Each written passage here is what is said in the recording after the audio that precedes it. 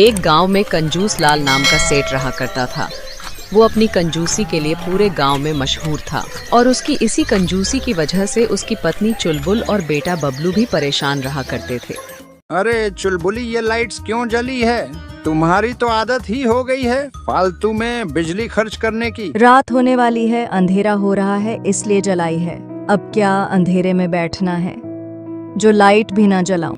अरे चुलबुली, तुम मुझे किसी दिन जो है हार्ट अटैक दिलवा के मानोगी। हाँ, अरे रात हो रही है तो एक 0 वोल्ट वाला बल्ब जला दो बस। हाँ, ये थोड़ी की 10-10 लाइटें जला। 2 पैसा कमाना इतना आसान नहीं है चुलबुली, हर पैसे का हिसाब रखना पड़ता है। ऐसा चलता रहा तो वह दिन दूर नहीं जब कटोरा लेकर बिजली का बिल भरने के पैसे मांगने पड़ जाएंगे कि दे दो पैसे दे दो। अच्छा ठीक है, आप तो शुरू ही हो जाते हो। एक बल्ब क्या जलाया आपने तो उसकी कहानी ही बना दी। मेरा क्या है, बैठो अब आप अंधेरे में। सेठ अपनी पत्नी और बेटे पर भी जल्दी पैसे खर्च नहीं करता था। एक दिन बबलू भागते हुए आता है और कहता है, पापा मुझे चॉकलेट चाहिए, प्लीज ला दो। ओ, फिर से चॉकलेट? अरे हर बार चॉकलेट की ही रट लगाता है। अरे क्या कभी तूने सोचा है कि चॉकलेट कितनी महंगी आती है रे? लेकिन पापा, मेरे सारे दोस्त खाते हैं, बस एक छोटी सी चॉकलेट, उसके बाद मैं आपसे कुछ नहीं मांगूंगा। बस अब एक और शब्द नहीं। चॉकलेट सेहत के लिए भी खराब होती है और पैसे की बर्बादी भी। समझा? चल जा, अब यहाँ से आया बड़ा चॉकलेट खाने वाला है। ठीक है पापा, अब कभी नहीं मांगूंगा। ए जी, इतना गुस्सा क्यों करते हैं? बच्चा है, उसकी छोटी छोटी खुशियों का भी ख्याल रखना चाहिए।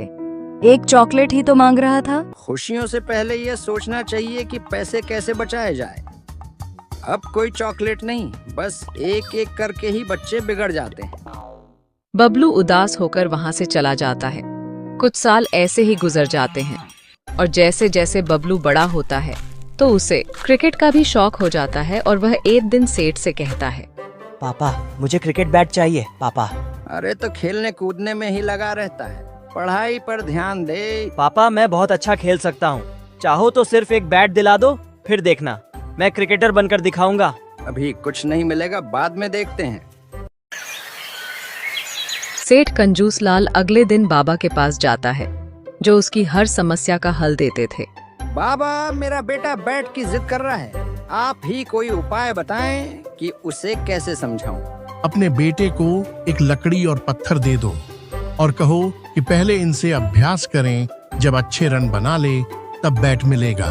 ठीक है बाबा, मैं ऐसे ही करूंगा।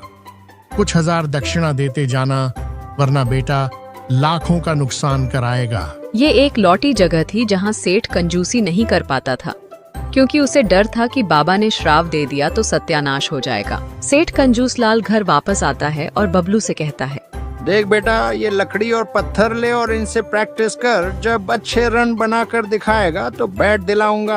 पापा लेकिन इससे कैसे पापा? जो कहा है वही कर, जब तक अच्छे रन नहीं बनाता तब तक कोई बैट नहीं मिलेगा। बबलू निराश होकर कोशिश करने में लग जाता है, लेकिन जाहिर है कि वो ऐसा कर नहीं पाता। उसका क्रिकेट खेलने का सपना वहीं टूट जाता है। बबलू अब बड़ा हो रहा था और धीरे धीरे उसे अपने पिता की कंजूसी पर गुस्साने लगा था। उसे खासकर तब बहुत बुरा लगता था जब उसके पिता उसकी माँ की इज्जत नहीं करते थे। पापा माँ को आप कभी नई साड़ी या गहने क्यों नहीं दिलाते? सब उनका मजाक उड़ाते हैं। अरे साड़ी और गहने कौन देखता है? पुराने कपड़ों में भी काम चल सकता है, तो क्यों फालतू खर्च करना भाई? आप कभी कुछ नहीं समझते। बबलू बेटा, रहने दे, तुम्हारे पापा का यही स्वभाव है।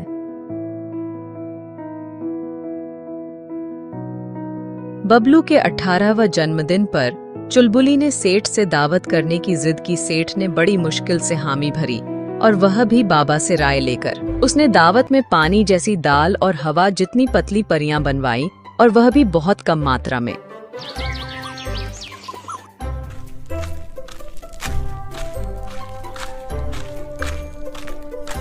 अब ये कैसा खाना है भाई? दाल पानी जैसी और पूरियां तो गिनती की हैं। चुलबुली, लगता है तुम्हारे घर आकर बड़ी गलती की हमने। हाँ चुलबुली, इससे तो नहीं बुलाती, तुमने क्या हमें चूहिया समझ रखा है जो इतना सा खाना परोस दिया भाई। सब बुरा भला कहते हुए वहां से चले गए। चुलबुली सब चुपचाप सहन करती रही, लेकिन बबलू के अंदर गुस्सा और भी बढ़ गया। समय गुजरा और अब बबलू इतना बड़ा हो गया था कि वो सेठ की जगह दुकान पर बैठने लगा था। एक शाम बबलू दुकान से घर लौटता है।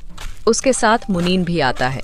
सेठ जी, आज तो बहुत मुनाफा हुआ है। बबलू बाबू ने अच्छा काम किया है। वाह वाह, ये तो बहुत अच्छी बात है। चलो बबलू, मुनाफे का हिसाब किताब दिखाओ। पापा वो सारा मुनाफा तो मैंने पार्टी में उड़ा दिया। क्या पार्टी में, तुझे पता है? अरे पैसा कमाना कितना मुश्किल होता है। तुझे इतनी समझ नहीं है कि मुनाफा कैसे संभालना चाहिए। पापा आप तो हमेशा कंजूसी करते रहे, मैंने सोचा थोड़ा मजा ले लूं। जिंदगी का क्या भरोसा। अरे ये क्या बात हुई भाई? मुनाफा कमाना कोई खेल नहीं है। तूने हमारे पैसे बर्बाद कर दिए। पापा आप चुप रहो पापा, अब आपका टाइम गया। मैं अपने तरीके से पैसे कमाऊंगा और उनको उड़ाऊंगा। बबलू बेटा शांत हो जा। कंजूस लाल सेठ का गुस्सा 7वें आसमान पर पहुंच जाता है और बबलू भी अब खुलकर उनके खिलाफ खड़ा हो जाता है। इसी तरह एक दिन बबलू कई महंगी चीजों से भरे बैग लेकर आता है और उनमें से अलग अलग शो पीस, नए नए गैजेट्स और जाने क्या क्या निकालने लगता है। ये सब क्या है? ये सब कहाँ से आया? पापा ये सब मैंने अपने लिए खरीदा है। मुझे ये सब बहुत पसंद है। पापा इसे मैं अपने कमरे में सजाऊंगा। पापा अरे तू पागल हो गया है क्या? अरे इतने महंगे महंगे सामान लाकर घर भर दिया। हे भगवान, पैसा पानी की तरह बहा रहा है यह लड़का। पापा आपने कभी हमारे लिए कुछ नहीं किया। अब मैं अपनी तरह से जी रहा हूँ पापा। अब मैं पैसे कमाना भी जानता हूँ और खर्च करना भी। वह दुकान अभी भी मेरी है, समझा? और मैंने बहुत मुश्किल से वह दुकान बनाई थी जिसकी कमाई पर तू अय्याशी कर रहा है। हाँ, आपने वह दुकान बनाई थी, लेकिन हमारा खून जला कर हमारे एक एक अरमानों का गला घोंट कर पापा। बबलू की फिजूल खर्ची और बेकाबू हरकतें कंजूस लाल सेठ के लिए एक बड़ी चिंता का कारण बन चुकी थी। सेठ पूरी तरह से हताश हो चुका था और समाधान की तलाश में वो फिर से बाबा के पास पहुंचा। बाबा, मेरा बेटा बिल्कुल काबुल से बाहर हो गया है। मैं अब क्या करूं? सेठ, इस बार तुझे एक सख्त कदम उठाना होगा। अपने बेटे को घर से निकालने की धमकी दे।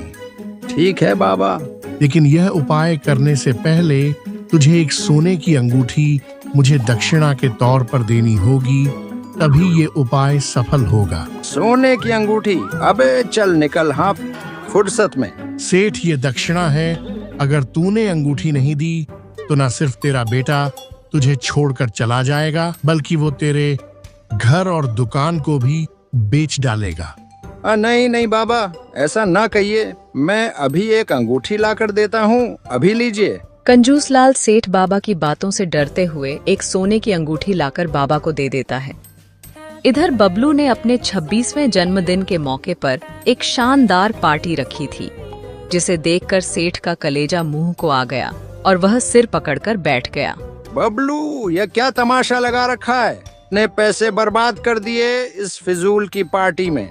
अगर तूने ये सब बंद नहीं किया ना, तो याद रख, मैं तुझे घर से निकाल दूंगा। निकाल दो, लेकिन याद रखना पापा, अगर आप मुझे घर से निकालोगे तो मैं माँ को भी साथ ले जाऊंगा। पापा फिर आप अकेले इस घर में सड़ते रहना। बबलू ऐसा क्यों बोल रहा है बेटा? ये घर तेरा भी है। माँ, मुझे इस घर में कभी कोई खुशी नहीं मिली माँ। ये कहकर बबलू सच में जाने की तैयारी करने लगता है। बबलू रुको, तुम कहीं नहीं जाओगे। मैं तुझे नहीं जाने दे सकता। तुम मेरे इकलौते बेटे हो, चाहे कुछ भी हो, मैं तुमसे अलग नहीं हो सकता बेटा। सेठ चाहकर भी अपने बेटे को घर से निकालने की हिम्मत नहीं जुटा पाता। उसके सारे गुस्से की बातें धरी की धरी रह जाती हैं और अंत में वह हार मान लेता है। तभी उसे ख्याल आता है, बाबा का बताया हल इस बार काम क्यों नहीं किया?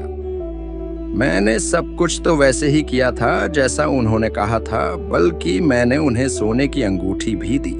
यही सोचता हुआ वह मुनीम के पास जाता है।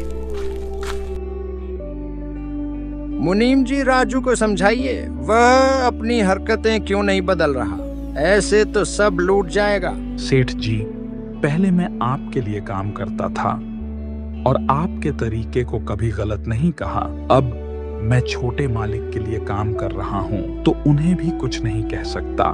सेठ की आंखों में निराशा उभर आती है। उसके लिए अब कोई रास्ता नहीं बचा था।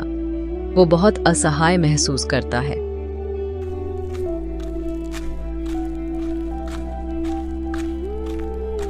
मुझे बाबा जी के पास ही जाना चाहिए, वही बताएंगे अब कुछ और। फिर उनसे ये भी तो पूछना है कि इस बार उनका बताया इलाज काम क्यों नहीं आया।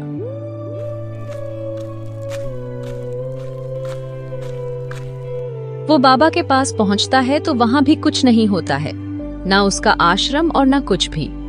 अरे भैया, यहाँ एक बाबा बैठते थे, वो कहाँ गए? अरे आपको पता नहीं चला क्या? क्या क्या नहीं पता चला भैया? अरे यही कि वो ढोंगी बाबा तो लोगों को ऑल जलूल तरीके बताकर पैसे और गहने ऐंठता था वो। ये सुनकर तो सेठ के पैरों के तले जमीन खिसक जाती है। वो वहीं पर गिर पड़ता है और बड़ी मुश्किल से उठकर घर की तरफ चलता है। हे भगवान, मैंने अपनी पत्नी और बेटे पर जल्दी एक पैसा खर्च नहीं किया और इस बाबा को सोने की अंगूठी दे दी। इससे अच्छा तो मैं अपने परिवार पर ही खर्च कर लेता। कंजूस लाल सेठ को अपने गलती का एहसास हो जाता है।